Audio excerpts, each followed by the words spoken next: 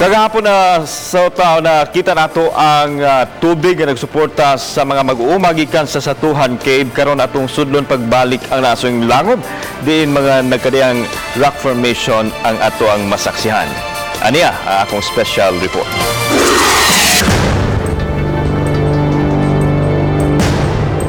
Sa gawas nga bahin makita kini kapilya nga naimutang sa gingi sa dakong bato nga adunay imahin sa Birhen sa Lourdes. Dayon adunay hagdanan padung sa ganghaan hangtod na sa pagsulod sa langob. Susama og porma sa usa ka dakong simbahan ang sulod sa Satuhan Cave. Sa sinugdanan sir ang naroon na historical ning sudlon. Kani siyang sudlon sa mga tiguang akong naabtan dinhi tas buhi pa to sila gipakabalaan gyud nila. Gani gihimo kining balay alampuanan sa mga mulupyo haduol sa langob din dunay mga imahin ang ilang ipamutang sa ibabaw sa bato nga naporma og altar. Apan mas makapahingangha ang mga natural rock formation nga naa sa sulod. Ang porma ning bato sama sa usa ka langga matud pasuban usa ka agila nga naghangad. Mura-ura yun, no? Usa lang ni sa mga rock formation sulod diri sa langob.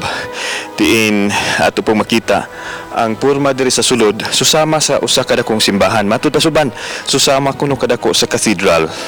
Amo nilang observation. Unya ang huni, way sab kalainan simbahan kung sa tumabati mga huni sa langgam. Goryon, sayaw ug kwaknit. Makita nato kini mo ni siya mga iti sa langgam sulod diri sa langob.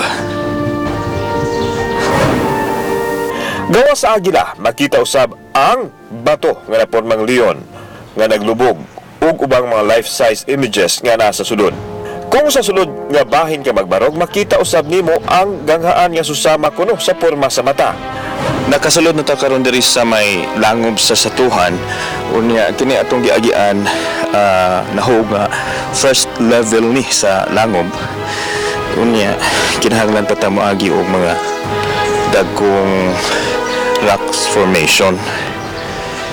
So padung ta sa second level o gitawag nga ground floor. Diin himutang ang tinubdan sa tubig. Ang Satuhan Cave adunay second floor diin naay hagdanan nga agianan pakadaog nini.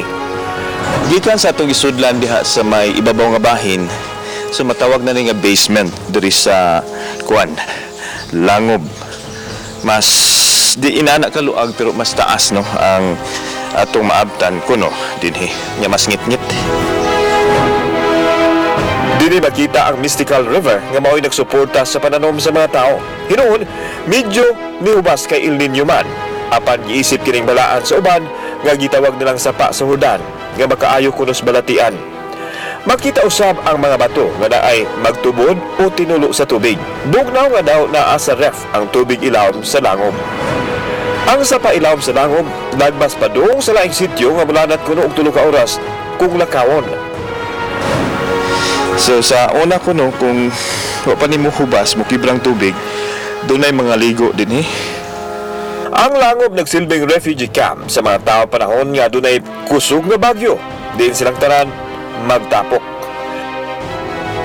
Ang mga tao sir, murag gyud ni camping dinhi sir. Gikan dinhi ngadto nga kuto bigid sa may baba.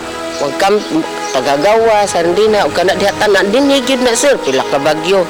Bukas ang langob sa publiko apan hangyo sa mga mulupyo nga unta respetuhon ug dili hugaw-hugawan kung musulod man ugaling sila. Dakong potensyal sa turismo ang Satuhan Cave tungod kay dili na kinahanglang moadto pa sa laing dapit aron makita ang underground river o bakaha sa hiling island sa Siquijor kay ang tanan ana sulod sa maong langob sa Satuhan. Kauban si John Sulon, ako si Alan Domingo, Balitang Bisdak.